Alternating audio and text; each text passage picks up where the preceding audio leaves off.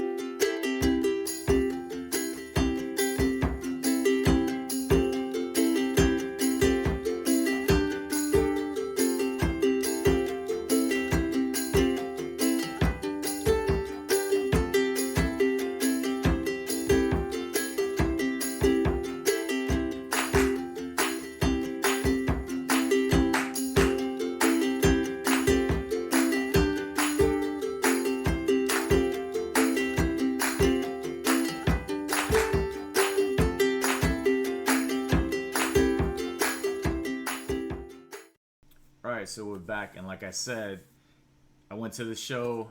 It's a local show for me. It's only about 25 minutes away.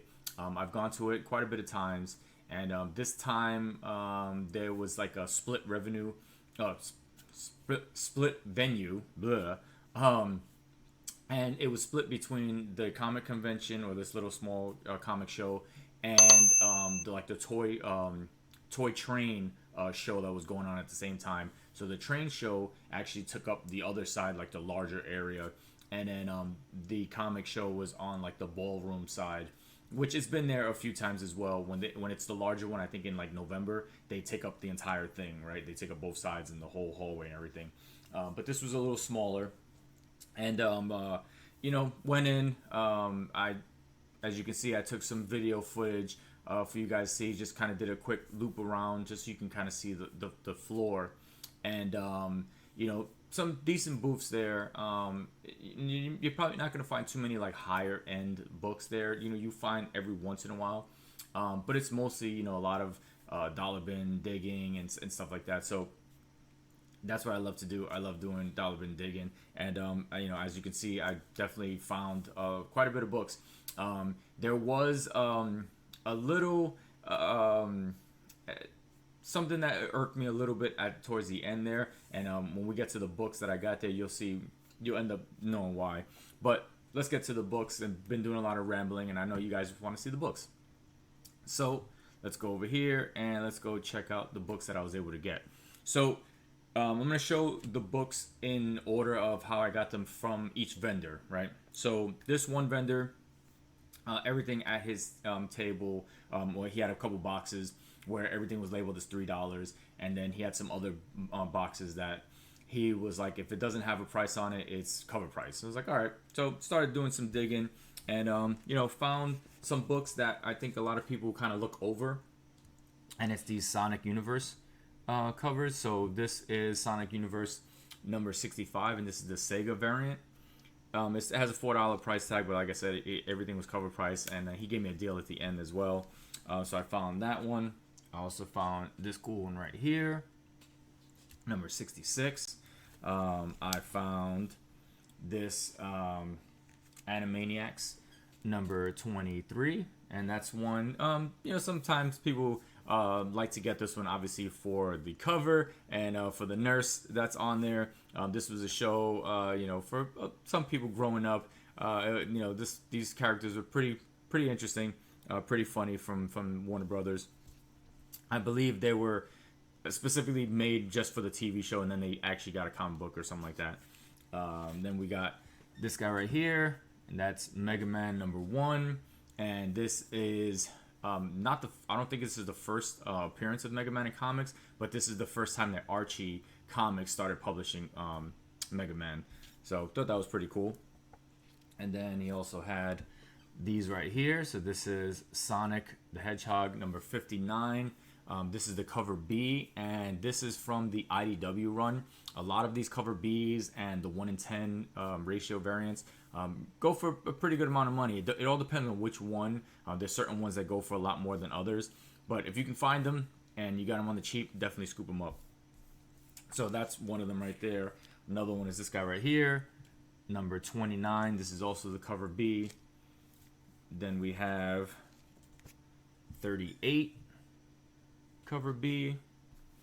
And then this was an entire run of Sonic the Hedgehog Scrapnik Island, and that's issue number 1, cover B. Issue number 2, cover B. Number 3, cover B. And number 4. So got the whole run of cover Bs. And like I said, they were all cover price, and at the end I think I got 11 books, and he just said $30, and I was like, yeah, I'll do that. So definitely happy to scoop all those up. Like I said, sometimes those Sonic books, if you can get them for a deal, definitely try to scoop those up. So next, I am going to go through this larger pile of books because I got all these from one vendor as well. So I got all this giant pile right here from one vendor. So it was a young kid, and it looked like he was basically just selling all of his dad's comics. I think his dad just told him like, hey, just go there, sell all these comics, $1 a book. I don't care, just get rid of them. So everything here was $1 a piece. So I was like, yes, thank you very much. I will do some digging. And first book up was this guy right here, and that is Annihilation Conquest Wrath #1, and this is like, you know, the first appearance of Wraith or Wrath. He's a Kree warrior. You know, he kind of has something going on with Null and like the Necro Sword and things like that. So, you know, you never know if Null comes into play in the MCU. Who knows? But, you know, I scooped that up for $1. Yes. Next, we have this She-Hulk #59. And really no significance to this other than that it's the second to last issue in the run. And sometimes those later issues tend to be worth something. So I scooped that up. This guy right here was just definitely just a you know, spec, purely spec. This is Iron Man 53, first appearance of Timugen. Sorry if I'm butchering that. Basically, he's the son of the, you know, OG Mandarin, and you know, he kind of takes up the mantle. There's also the first appearance of Friday, which is the AI secretary of Tony Stark. Possibly they might actually make this an actual person in the TV show and Vision Quest. So, you know, again, you scoop these up when you get a chance. Next was, you know, purely just a cover by, and this is Vampirilla Death and Destruction #2, and this is an awesome Adam Hughes cover. So definitely had to scoop that up. This is one that you know, again, people kind of tend to gloss over things like this, and I wasn't the first one there in these boxes, so I know a bunch of people passed these up, and it's this guy right here, and this is Stormwatch #37, and this is the first appearance of Jack Hawksmoor, Jenny Sparks, and Rose Tattoo. You know, all characters from like this Image universe, and you know, there was also talks of, you know, possibly this being you know, a show or something like that. But I know I you know, had this vision in my head. I'm like, I think I know what this book is. I've seen it before, so I definitely scooped it up. And of course, you know, it was definitely something. And you look it up online, it's not like a expensive book, but it's not a cheap book either. So definitely happy to scoop that up. This one I just scooped up because of Mr. Akins, and it's this guy right here, and that is Trio #1 from IDW. And the only reason why I got it is because it's a John Byrne book. I never heard of it. Thought it was pretty cool, and you know, this might be going your way if you don't have this book and you want to add it to your John Byrne collection. Let me know, Mr. Akins. So let me know in the comments. Next, I thought this was pretty cool, and this is Action Comics 835, and this is the first appearance of Livewire in the mainstream DCU. So I believe there was also like Superman Adventures 5, I think, or something like that. But that was more of the animated universe, and this is the actual mainstream. So this is her first appearance. Next, we have these guys right here, and this is Action Comics 790 and 789. So I thought these were just, I don't know if you can see both of those, but I thought these were just really cool crypto covers. I know he was in the new Superman movie. He kind of stole the show for some people, and you know, I tried to snag these whenever I can. You never know if he's gonna play a larger role with the Supergirl movie coming out, and maybe he's in that as well. So I'm definitely picking up any, you know, crypto covers that might appeal to people. Next, we have this guy right here, and this is 52, week 11, and this is the first full appearance of Kate Kane. So she was like the new Batwoman. I know there was different iterations of Batwoman, different people played her, but this is Kate Kane. And next, we have this guy right here, and this is New Mutants #4, and this is the first appearance of Prodigy. So it's a mutant whose mutant ability can mimic the mental skills and acumen of others like around them. And it's also an awesome cover by Joshua Middleton, one of my favorite artists. And whenever I can get a Middleton cover and it's a first appearance, I'm definitely going to scoop that up. Next, we have Fantastic Four 564, and I just picked this one up purely because it's a Thanksgiving cover.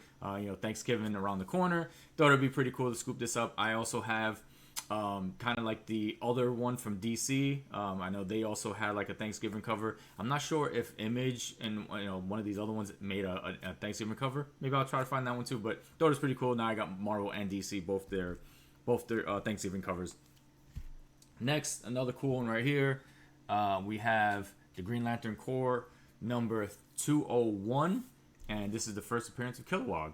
Thought it was pretty cool. That's just sitting back there, and who knows with the Green Lantern show coming out if this character will make an appearance. So thought it was pretty cool. Again, it's the first appearance of a pretty well-known character in the Green Lantern universe. All right, let me throw those over there. All right, next we have this guy right here, and this is Superman Man of Steel number 6. And this is the first appearance of Lola La. I want to pronounce that correctly. She's a native of Island X. Thought it was pretty cool. I've seen this cover before. Thought it was an interesting cover, and for $1, I was like, yeah, why not? Like I said, it's a silly cover, but it's a first appearance of a character, and anytime you got Superman, making out with somebody that's not Lois Lane, why not? I thought that was interesting. Next, we have Superman Batman 77, and I believe this is the first meeting between Supergirl and Damian. It could be, maybe it's just the first cover appearance of the two of them together, or it could be the first appearance of them in the story. I'm not exactly sure. I don't think I read this far into this story. And then we also had, from the same run, we had issue number 87, which is the final issue in this run. And again, sometimes those final issues can be a little pricey and a little harder to find, because as it gets on, sometimes the print run gets a little lower, and whenever you can find those, it's been a hard time for me to actually find this in the wild, so thought that was pretty cool. Next, we have this guy right here, and this is Justice League Dark number 1 from the New 52, and this is the first team appearance of Justice League Dark, with the characters Hellblazer, Shade, the Changing Man, Madame Xanadu, Deadman, and Zatanna. So this is the new team of Justice League Dark. So, scoop this up too. You never know, again, with DC, what they're planning on doing. I know James Gunn likes to pull some more obscure characters, and some of these characters may appear. Next, I got these purely because they're a connecting cover of, again, one of my favorite artists who, sadly passed away way too early, and that is, you guessed it, Michael Turner. So, we had issue number 8 there of Justice League of America, issue number 9, and issue number 10. And I wonder why people like that cover. I don't know. Just throwing it out there. Not sure why. And then, so next we have Deathstroke the Terminator number 10. And this was just, nothing too crazy. I believe it was just the debut of Patricia Trace as the new her new vigilante costume. So nothing too crazy, but I'll scoop it up when I get a chance. Next, we have this one right here, and this is the first appearance of Asha, or her. Not a particularly pricey book. Who knows what's gonna happen? They kind of spoke maybe a little bit about that, but it's a cool newsstand. So whenever you could pick up a newsstand in this era, definitely scoop it up. Next, I thought these were cool. There was just like an abundance of DC logo books, and I know a lot of people are always trying to collect these DC Universe logo. I know some of them are tougher to find than others, and some of them are more abundant than others. But whenever I see them, I try to scoop them up because I know people are definitely looking for these. And first one we have is Superman Man of Steel number 29. And then we also had number 30 of that same run with cool Lobo cover. Then we also had, again, same run. We had number 31 there. And then we had Superman, number 86. And then we had 87 of that same title with Bizarro. Thought that was cool. All right. Again, let me just move those out of the way. And then we had Guy Gardner, Warrior, number 17. We have Green Lantern, 55. We have Green Lantern, 58. We have Green Lantern, 59. These were pretty cool. This is Superboy number 1, right? And that's the first appearance of Knockout. And then you have issue number 2, which is the first cover appearance of Knockout. And they were both DC Universe logos variants, so thought that was cool. Next we have Aquaman number 5. And this is actually a first appearance. It's first appearance of Corke. Again, I hope I'm pronouncing that correctly. It's the son of Aquaman and a villager from the town that he was in, or the village that he was in. They had a nice little kid. Yeah, okay. You do you, Aquaman. Next, we had Adventures of Superman 515. And then we have... Okay, so that was the end of the DC, but you can see he had a nice little run. Next, we have this guy right here, and this is Legionnaires Under the Sea, number 7. And this is, again, just a nice Adam Hughes cover. Next, we have Astonishing X-Men number 6. And this is the first appearance of Abigail Brand and Sword. Or first appearance of Abigail Brand and like the first mention of Sword. So, you know, I know that book kind of came down, crashing down, but, you know, I still grab it. Next, I thought this was an awesome find. Again, you know, I know Mike from Lunch Money Comics always talks about if you haven't seen anything and it seems unusual, weird, or whatever, and you don't really know, and it's pretty cheap, which in my case was $1, you definitely have to scoop it up. And you know, if it turns out to be nothing, it was only $1. But if it turns out to be something good, hey, now you got it for $1. And so we got this guy right here, and this is Halo graphic novel preview.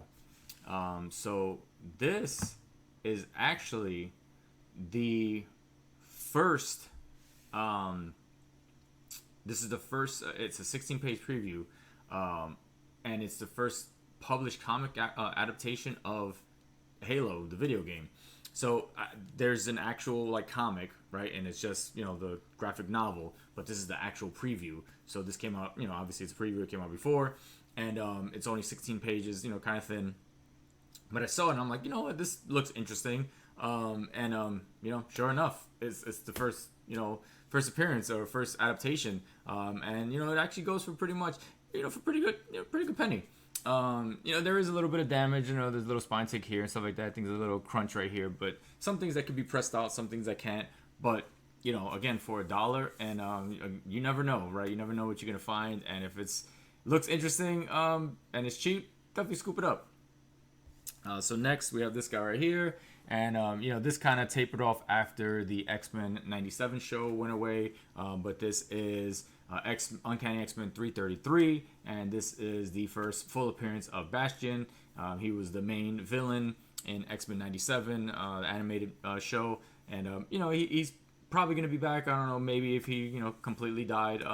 But that was pretty cool. And, you know, still pick it up for $1. This guy right here is just Supergirl number 62.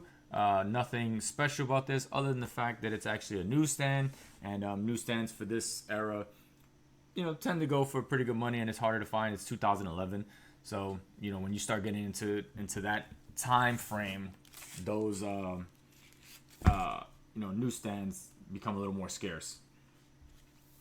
Next, we have this guy right here.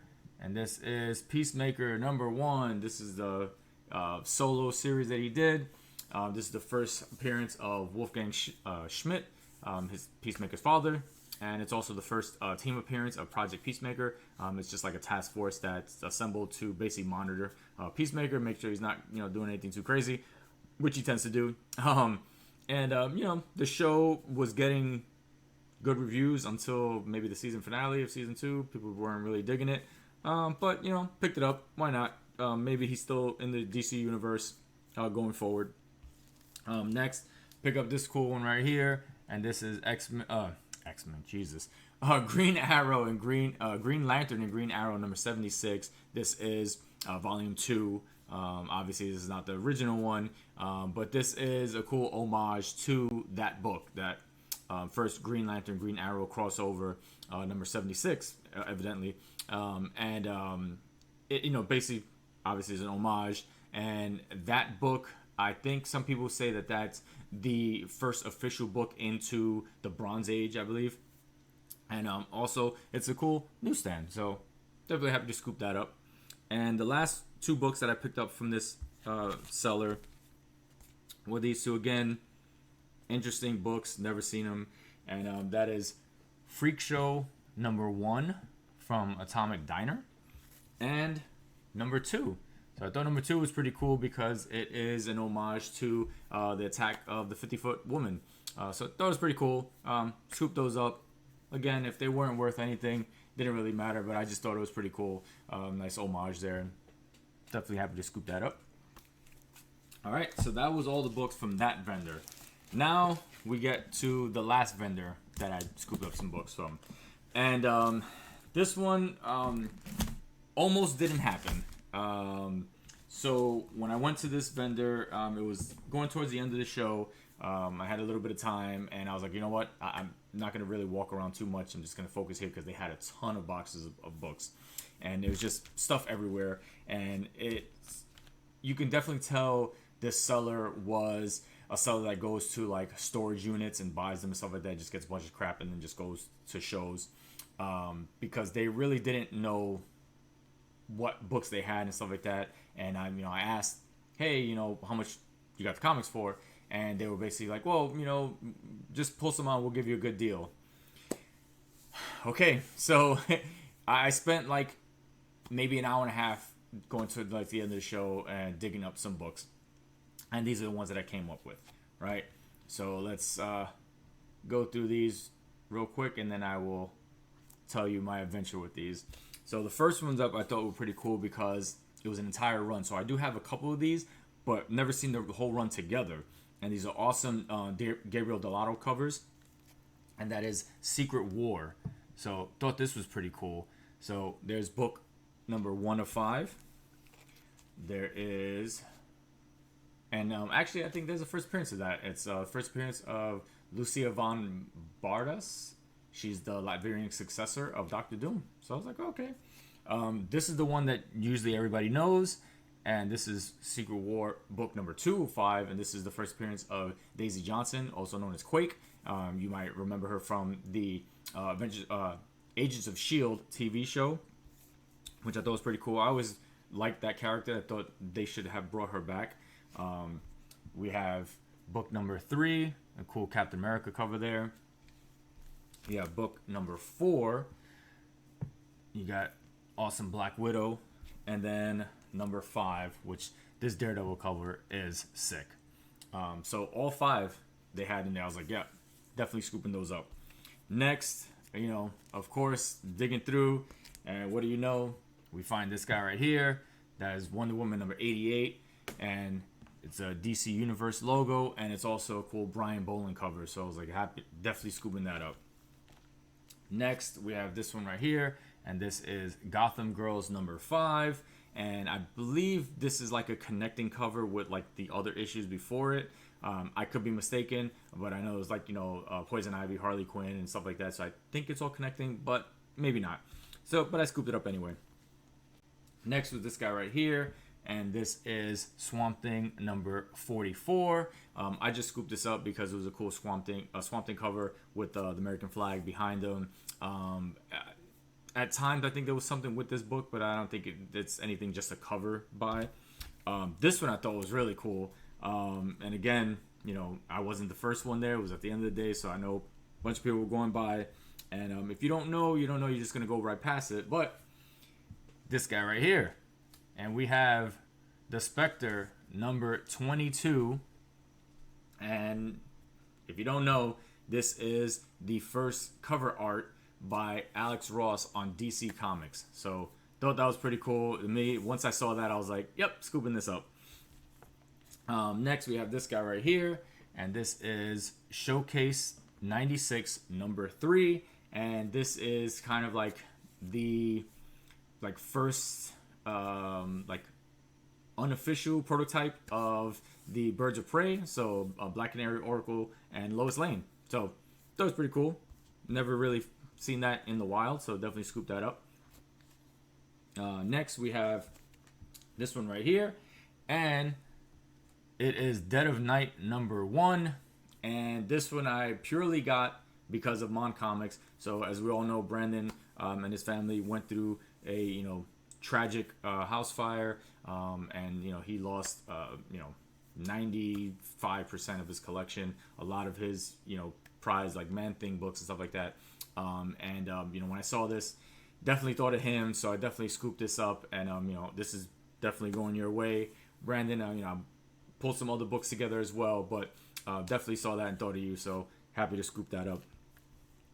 Next, we have this one right here, and it is Daredevil number 227, and this is the Kingpin discovers discovers who Daredevil really is. He discovers his identity.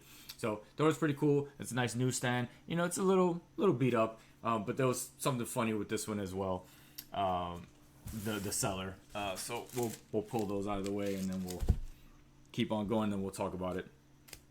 Next, found this guy right here, and this is Savage Dragon number 167, and these are purely books that I get because this Savage Dragon from like the 160s all the way to like 220 something, very low print run, so whenever you can find these, definitely scoop them up. I think this one only has a print run of 47.90, so it's not a lot. Next, we have this guy right here, and it is Savage Dragon number 177, and it's a cover with Osama bin Laden as a mutant zombie. Yeah, sure, gonna scoop that up. Next, we have this guy right here, and it is Supergirl number 50, and this is a 1-in-10 ratio variant by, of course, my favorite Joshua Middleton. Was always looking for this book. It's tough to find. Again, these 1-in-10s from this era are tough to find, so whenever you can find them, definitely scoop them up. So happy to have that one. Next, we have The Pulse number 11, and this is the first cover appearance of Danielle Cage as a baby. She is the daughter of Luke Cage and Jessica Jones. And then we also had number 13, which is her first full appearance, and not just as a baby, she's a little older, and she's named Daniela Cage, or after Iron Fist, which is his name is Daniel. Next, this is just a pure cover by. Always thought it was pretty funny, and it is The Fearless Defenders number 5, and it's just an awesome Mark Brooks cover, and it's just cool because it reminds me obviously of Street Fighter. That was pretty cool. You have all the characters, stuff like that, so that was awesome. So definitely scoop that up. Next, we have this guy right here. This is Swamp Thing number 67, and got this one purely because it is a as you can see there, 6-page preview of Hellblazer, which was going to be John Constantine's first solo series. So I had to scoop that up. And the last book was this guy right here, and that is Batman Gotham Adventures number 1. And this is just something that takes place in the DC animated universe. That was an awesome universe. I love the DC animated cartoons. And I was like, yeah, why not, right? I wanted to round it off. It was like 20 books, so I just wanted to make it even, just in case, whatever pricing, it makes it a little easier when you have an even amount of books. So, with that being said, I got all these books. I got 20 books after digging for an hour and a half. I'm like, okay, I got these 20. And of course, you get the the famous words that every collector, every person that goes digging loves to hear. Well, I'm gonna have to look these up because I don't know the prices. So right then and there, I almost was like, you know what? Keep the books. I'm leaving. But there was some books in here that I really wanted. That, you know, the Supergirl 50. There was a couple books here that I really wanted. So I'm like, and I did so much digging. I'm like, I don't want to just waste my time and just leave and get nothing, right? So I'm like, you know what? Okay, fine. So they started going through. They started doing some digging, and of course, you know, they come up with some random ass crap where like the Daredevil 227. They're like, oh yeah, this is a $120 book. I'm like, it's definitely not a $120 book. You know, they found some of the other ones, you know, maybe some of the Savage Dragons, like, oh yeah, this is a $100 book. And I'm like, it's not a $100 book. So, you know, they're like, all right, well, you know, these, I'm like, this is, and I told them, like, that Daredevil is not a $100 book. I'm like, it's beat up, it goes based on thing, and I definitely know it's not that much. So, you know, they kind of put everything together and like, all right, well, you know, he's like, I could do 100 for everything. I'm like, I'm not paying $100 for these books. He's like, well, how much, you know, you want to pay? I'm like, I'll do 35. You know, if you're gonna come at me like that and waste my time, because you couldn't take the time to do this, you know, and educate yourself just a little bit on some of these books, then I'm gonna lowball you, right? So then he's like, well, I could do, you know, 50 or whatever. And I'm like, well, I'll do 40. That's my, you know, best. He's like, all right, fine. He's like, yeah, I'll do 40. So, you know, it worked out to be about $2 a book, which wasn't too bad. But, you know, if you're not like a savvy collector, or you just, you know, some random person's like, oh, that is a cool book or whatever, you know, you're going to kind of get taken, right? And it kind of sucks because it's like, you know, I understand that, you know, you might not know everything about comics and stuff like that, and you're just a person that goes through and buys units and then resells things, and I get that, right? But if you're going to do this and it's going to be your full-time profession, at least educate yourself on the things that you're selling, right? Comic books, cards, you know, toys, you know, any kind of collectibles, right? Especially if you're going to a show, just educate yourself a little bit. You know, you don't need to be an expert on it, but just know a little bit, right? So that you're not like, oh, well, I'm going to go to the show and then everybody's going to do work for me. I know they're pulling out good books. Then I'm going to look them up and then try to overcharge them or whatever. Don't do that, right? You know, do a little bit of homework, do a little bit of research, pull the books out that you want to like price out, put them in a box, say, hey, these are all priced out. Everything else is $1, $2 or whatever, right?